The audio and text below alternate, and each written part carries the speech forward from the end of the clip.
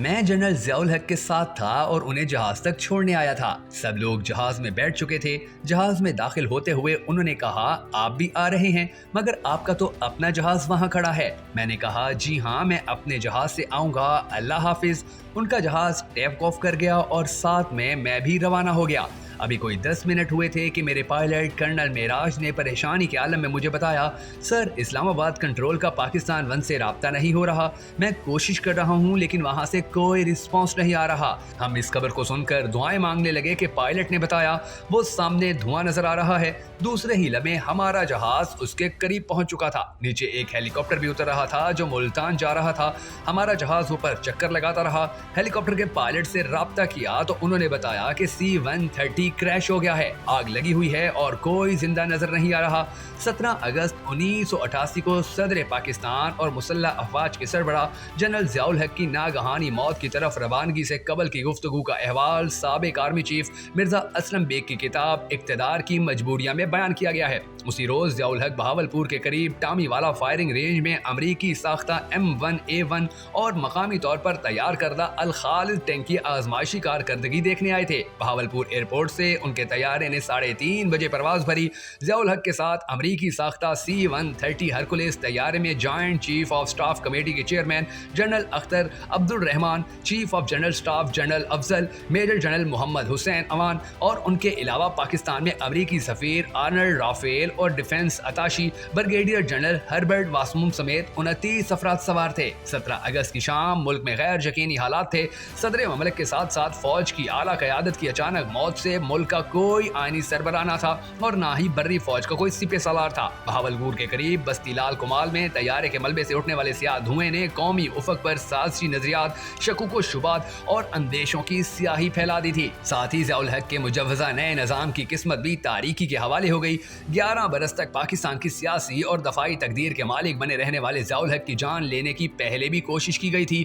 1983 میں ذوالفقار کی طرف سے مبینہ طور پر راولپنڈی میں سپر سونک میزائل کے ذریعے ان کے طیارے کو نشانہ بنانے کی سازش ناکام بنائے جانے کا انکشاف ہوا تھا۔ ان کے اپنے ادارے کے جونیئر افسران کے خلاف 1980 اور پھر 1984 میں حکومت کے خلاف سازش، ضیاء کے قتل اور حکومت کا تختہ الٹنے کی مبینہ سازش کے الزامات میں کارروائی کی گئی۔ اس کی تفصیل میں جانے سے قبل ضیاء الحق کے برسر اقتدار آنے کے بعد سے ان کے ساتھیوں کے غیر اعلانیہ کلب کا ذکر ہو جائے جو ان کی قوت اور اقتدار کا اصل مرکز تھا۔ مشاہد حسین سید اپنی کتاب پاکستان's پالیٹکس دی ضیاء ایئرز میں ان ساتھیوں کے کلب جنہیں وہ اپنے رفقائے کار کہتے تھے کا ذکر تفصیل سے کرتے ہیں۔ ان کے مطابق یہ کلب 6 ممبران پر مشتمل تھا جنہوں نے مارشل لا لگانے میں کلیدی کردار ادا کیا تھا۔ اس میں ضیاء الحق کے علاوہ جنرل فیض علی Chishti, general Ghulam Jilani, general Iqbal, general سوار خان اور جنرل جہزیب ارباب شامل تھے۔ طویل القامت جسامت اور لمبی مونچھوں کے مالک جنرل فیض علی چشتی کو شروع میں نئے نظام کا منصوبہ ساز سمجھا جاتا تھا، یہاں تک کہ چشتی اور ضیاء کے تعلق کو مصر کے جنرل نجیب اور کرنل ناصر کے مماثل قرار دیا جاتا تھا۔ جنرل نجیب 1952 میں مصر میں مارشل لا کا مرکزی کردار تھے، مگر بعد میں کرنل جمال عبد الناصر حقیقی حکمران کے طور پر ابھر کر سامنے آئے۔ مشاہد حسین سید بیان کرتے ہیں کہ فروری 1980 میں فوج کے ایک ریٹائرڈ میجر جنرل تجمل حسین جو 1976 میں ڈویژن کی کمانڈ کر چکے تھے کو ضیاء کے قتل کی سازش کے الزام میں گرفتار کیا گیا۔ ان کے 2 رشتہ دار حاضر سروس جونیئر آفیسرز کو بھی حراست میں لیا گیا۔ حیرت انگیز طور پر ان گرفتاریوں کے بعد جنرل فیض علی چشتی اور جنرل غلام حسین ریٹائرڈ کر دیے گئے۔ پنجاب اور سرحد کے گورنرز غلام جیلانی اور فضل حق کے علاوہ اطلاعات کے سیکرٹری جنرل مجیب اور وزارت دفاع کے ذمہ دار جنرل رحیم ضیاء الحق کے رفقا کے کلب میں شامل ہو گئے۔ وزیر خزانہ غلام اسحاق خان اور خارجہ امور کے وزیر صاحبزادہ یعقوب علی خان اس کلب کے سویلین ممبرز تھے جن پر ضیاء الحق بھروسہ کرتے تھے۔ ان کے خلاف دوسری سازش کا انکشاف جنوری 1984 میں ہوا جب فوج کے کچھ جونیئر افسران کا ایک گروپ حکومت خلاف الزام میں دھر لیا گیا۔ ان کا تعلق اس دور میں لندن میں جلاوطن سیاسی رہنما غلام مصطفیٰ کھر سے بھی جوڑا گیا۔ اسی طرح اس سازش میں بھارتی روابط اور تعاون کا بھی چرچا ہوا۔ ماضی کی طرح اس بار ضیاء الحق کے رفقا میں سے جنرل اقبال اور جنرل سوار کو ریٹائرڈ کر کے گھر بھیج دیا گیا۔ ذوالفقار علی بھٹو کو اقتدار سے بے دخل کرنے کے باعث ضیاء کے تحت الشعور میں ان کی ذات اور سیاسی نظام سے بیزاری کا خوف نہ نکل سکا۔ مشاہد حسین سید نے اس کیفیت شخصیت کو بیان کرنے کے لیے شیکسپیئر کے ڈرامے کے کرداروں میکبت اور بین کیکو کی تفصیل بیان کرتے ہوئے ایک واقعے کا ذکر کیا ہے کہ کیسے بھٹو کا بھوت ضیاء الحق کے اعصاب پر سوار تھا۔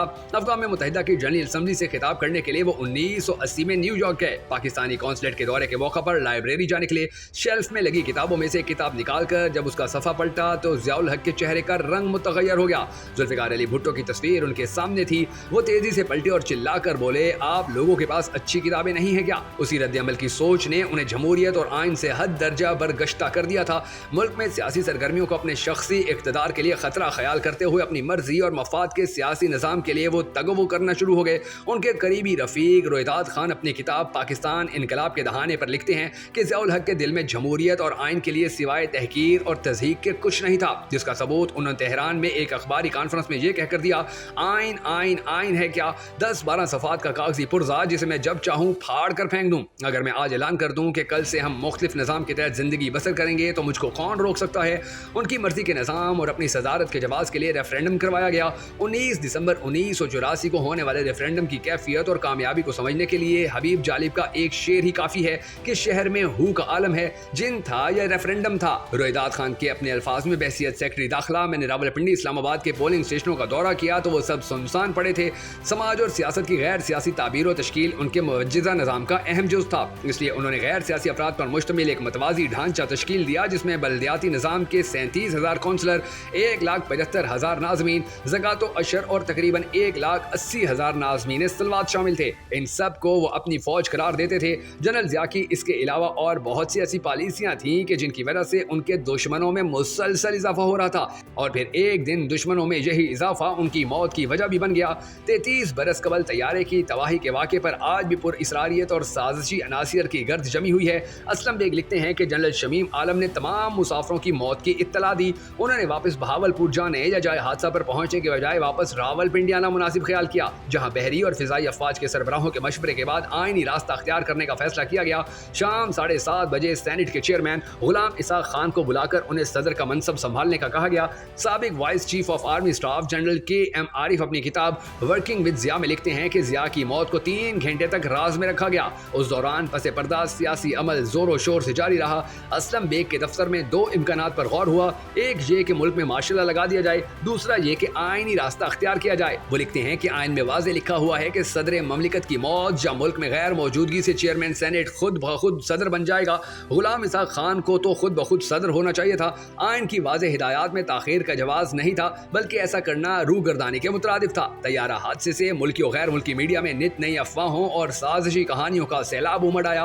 ابتدا میں یہ اطلاعات گردش کرنا شروع ہو گئیں کہ طیارے کو بھارتی سرحد، جو کہ وہاں سے 80 کلومیٹر کے فاصلے پر تھی، سے میزائل کے ذریعے نشانہ بنایا گیا ہے۔ ان اندیشوں کو اس لیے بھی تقویت ملی کہ 15 اگست کو بھارتی وزیر اعظم راجیو گاندھی نے سکھوں کی حمایت اور کشمیر کے حوالے سے پاکستان کو خبردار کیا تھا۔ بے نظیر بھٹو بیان کرتی ہیں کہ اسلام آباد کے سفارتی حلقوں میں افغان خفیہ ایجنسی خاد اور سوویت یونین کے اشتراک سے تیار کردہ سازش کی مبینہ کہانیاں تواتر سے دہرائی جاتی رہی۔ ہندوستان، سوویت یونین اور افغان ایجنسی کے مبینہ کردار کے بارے شکوک و شبہات کو تقویت اس بات سے بھی ملی کہ اسلم بیگ کی طرف سے کابینہ کو بریفنگ میں اس کی طرف اشارہ کیا گیا تھا۔ ساتھ ہی انہوں نے یہ بھی کہا کہ اس طرح کی سازش اندرونی لوگوں کی مدد کے بغیر کامیاب نہیں ہوتی۔ سازشی نظریات کا دوسرا حصہ اندرون ملک کسی مبینہ سازش کے تصور پر مبنی تھا۔ اس حوالے سے ضیاء الحق کے کچھ قریبی ساتھیوں اور ان کے سیاسی اور مذہبی مخالفین کا نام لیا جاتا رہا۔ ملک کا ایک قابل ذکر طبقہ اور قومی پریس کا ایک حصہ اس واقعے کے پیچھے امریکی اور اسرائیلی سازش کے تانے بانے تلاش کرنے میں مگن تھے۔ مرزا اسلم بیگ اپنے انٹرویو میں کہتے ہیں کہ 4 ہفتوں میں پاکستان ایئر فورس اور دیگر 3 انکوائریز میں واضح ہو گیا تھا کہ طیارے کی تباہی میں کسی کیمیکل یا گیس کی کوئی نشاندہی نہیں ہوئی۔ پائلٹ نے SOS کال بھی نہیں دی۔ اس کا مطلب ہے کہ حادثہ کے پیچھے کوئی سازش تھی اور وہ سازش آج تک پاکستانی قوم کے سامنے نہیں آ سکی ہے۔ دوستو، اگر آپ کو ہماری یہ ویڈیو پسند آئی ہو تو بگا فیکٹس کو سپورٹ کرنے کے لیے اس ویڈیو کو لائک اور شیئر ضرور کر دیجیے گا۔